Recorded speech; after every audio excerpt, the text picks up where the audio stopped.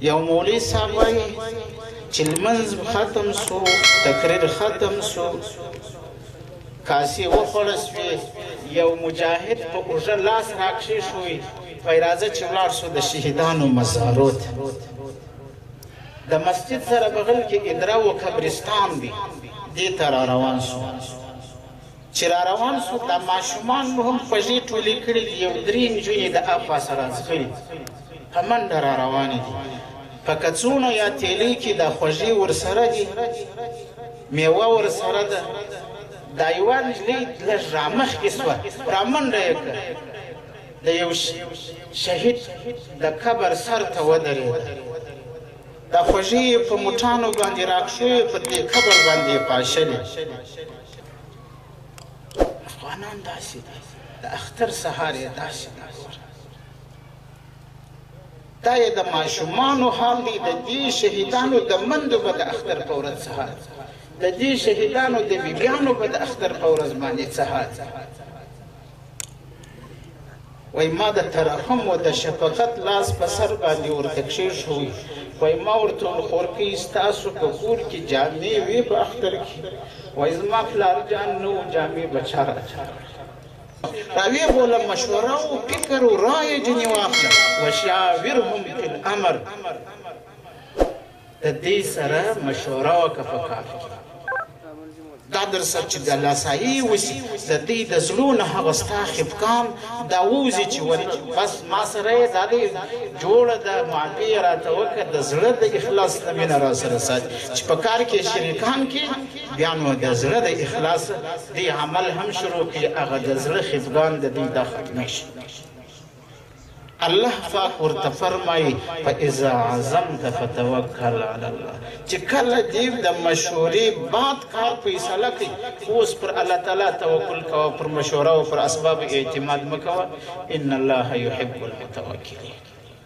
ځان الله پاک ته وسپاره تفیض د امورو الله پاک ته وکړه چې څه پیښیږي زما او ستا دپاره هغه راځي د پیغمبر علیه صلات وسلام د ملګرو سره اخلاق دا حضرت انس بن مالک رضی الله تعالی عنه فرمای وای د پیغمبر علیه السلام یو سارایی سړی شناخته و حضرت ظاهر بن حرام رضی الله تعالی دا به د سارا شیان نبی علیه السلام ته راوړه نبی علیه الصلاة والسلام به د بازار شیان د ته نبی علیه الصلاة والسلام ویل دی زموږ سارا د موږ د بازار اوس د پیغمبر علیه السلام شان څومره اوچت دی یو ورځ پټ پټ نبی علیه السلام رالی دی په بازار کې پر دې تړه باندې شیان خرڅ پر سترګو داسې لاس ورونیو دا زموږ ستاسو په سیمو کې هم اوس دا رواج شته پر دې سترګو داسې لاس ورونیو حضرت ظاهر بن حرام رضی الله تعالی عنہ ورته الا که څوک یې نه دي پېژنم الا که څوک اخر چې د سترګو در کنجانو لږ ولیدي ورته وایي چې نبی علیه الصلاة والسلام دی دا شا د نبی علیه السلام په سینه پورې ور وموښو ویې پېژندوي چې نبی علیه السلام ښه په غېږ کې راټینګ دا د ملګرو سره راټینګ یې کړي غږ یې وکړي وایي څوک دا مریی رانیسي حضرت ظاهر رضی الله تعالی عنه ورته یا رسول الله ګران به مې نه کې خرڅ د رنګه تورې رسول الله صلی الله علیه وسلم ورته وایي د الله تعالی په دربار باندې ډېر قیامتي ډېر قیامتي د افغانان ډېر قیامتي خلک دي ګوري دا یاد د دې سره احتیاط کول پکار وي دا ښه نازول پکار وي د دې داسې اورېدلي دي دومره په تکلیف سوي دي عقل ورته اریان دي چې څومره په تکلیف سوي دي یو ټکی د دې ولس دپاره درته راوړم زموږ ستاسو ولس دی د دې سره نرمي وکړي معافي ورته وکړي دا چې څومره وسع کولی سي خدمت یې وکړي چې څومره د شفقت لاس یې په سر تېرولی سي هومره یې تېر کړي د دې پر ځای باندې چې ورته امر کوي د دې پر ځای باندې د شفقت لاس په مینه او اخلاق کار ټینې واخلي داسې ځورېدلی ولس دی د لوی اختر سهار دی زموږ ستاسو د سیمې رواج دا دی چې کله د سهار لمونځ وسي په مسجد کې بیا د مسجد ملا لږ تقریر کوي لږ تقریر وسو د هغه وروسته بعضې ملګري روغبړونه کوي چې روغبړ ختم سي بیا کاسې راوړل کېږي دا عام طور د افغانانو رواج دی کاسې چې وخوړه سي نو بیا ماشومان خو تاسو ته در معلوم دي دا مشران بیا د دغه ځوانان دا د دې مشرانو مبارکۍ ته ورځي او دغه کشران ماشومان دا نجونې و الکان دا بیا په دې کورو باندې ګرځي خوږې ټولې یو مولوي صاحب وایي چې لمونځ ختم سو تقریر ختم سو کاسې وخوړه سوې یو مجاهد په اوږه لاس راکښې شوی وایي راځه چې ولاړ سو د شهیدانو مزارو ته د مسجد سره بغل کې ادرا و قبرستان دی دې ته را روان سو چې را روان سو دا ماشومان مو هم خوږې ټولې کړي دي یو درې نجونې د اخوا سره ځغلي په منډه را روانې دي په کڅوڼو یا تیلۍ کې دا خوږې ورسره دي میوه ورسره ده دا یوه نجلۍ لږ رامخکې سوه رامنډه یې کړه د یو شهید د قبر سر ته ودرېده دا خوږې په موټانو باندې راکښوې په دې قبر باندې پاشلې زه ورته رانږدې سوم هغه مولوي صاحب وایي ما ورته وویله دا ډېره کوچنۍ نجلۍ ده د دا پنځو شپږو کالو ده وایي ما ورته ویل دا دې څه دی وایي دا زما بابا جان دی افغانان داسې دي د اختر سهار یې داسې دی دا یې د ماشومانو حال دی د دې شهیدانو د مندو به د اختر په ورځ سهار د دې شهیدانو د بیبیانو به د اختر په ورځ باندې سهار وای ما د ترحم و د شفقت لاس په سر باندې ورته کښېښوی وای ما ورته ویل خورکۍ ستاسو په کور کې جامې وې په اختر کې وای زما پلار جان نه و جامې به چا راکړه جامې به چا راکړه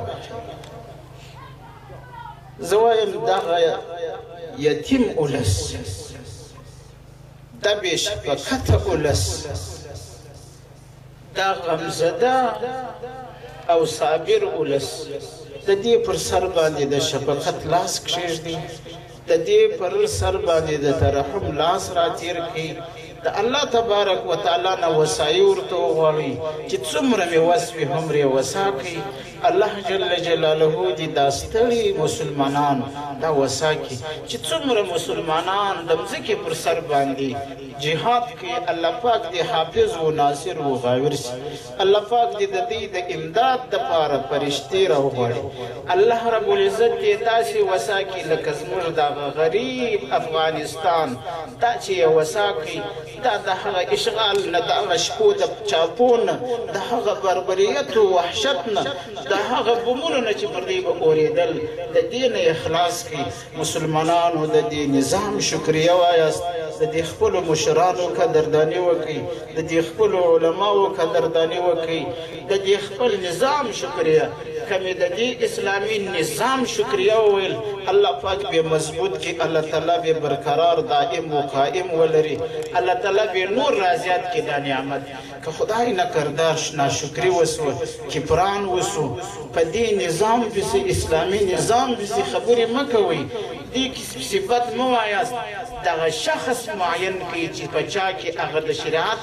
نقصان پکښې کې وي هغه شخص یادوي نظام مه یادوي مجموع اسلامي نظام دا په ډېرو سترو قربانۍ په ډېرو مظلومو وینو باندې راغلی دی الله پاک دې هغه مظلومو وینو ته وګوري الله تعالی دې دائم و قائم ولري الله تعالی دې همیشه ولري الله تعالی دې دا نظام زموږ نه بیا نه اخلي په آخر کې دې فاضلانو ته د دې استادانو ته د دې قریبانو ته مبارکي وایم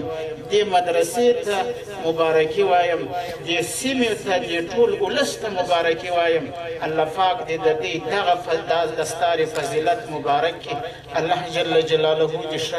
ستر ستر علما دې جوړ کړي الله پاک دې د دې علم نافع وګرځي. الله جل جلاله دې دا جلسه ټولو ته په دې جلسه کې چې راغلي څونه خلک دي الله پاک دې ټولو ته جنت فردوس ورکړي. الله پاک دې د دې مور او پلار ته مغفرت وکړي. الله جل جلاله دې دا مدرسه ټولې مدارس سرسبز او شاداب ولري. الله تبارک وتعالى دې موږ تاسو زموږ تاسو مور پلار د حشرګاه میدان ته پسپل مخکې راولي. الله تعالی دې مې د رسول الله د مبارک لاسونه د حوض کوثر او بنصیب کی. واخر دعوانا الحمد لله.